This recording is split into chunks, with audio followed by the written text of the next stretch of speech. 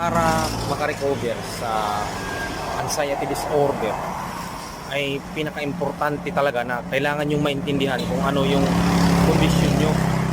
Kaya nga itong sinasabi ko na mental exhaustion o mental fatigue, ang ibig sabihin po nito ay yung isipan natin ay gusto nang magpahinga, gusto niyang magpahinga, pero ikaw o tayo hindi natin binibigay yung pahinga na gusto niya.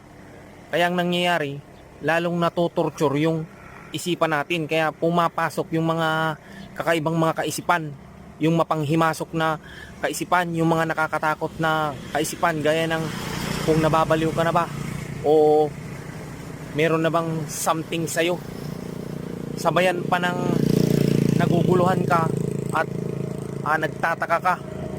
Kaya kapag ka ito ay hindi mo maintindihan, ang mangyayari talaga sa'yo, patuloy at patuloy mong pinapagod yung isipan mo.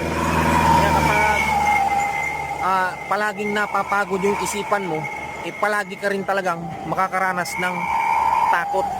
At ang pinaka dito na takot is yung natatakot ka na baka ikaw ay nababaliw na.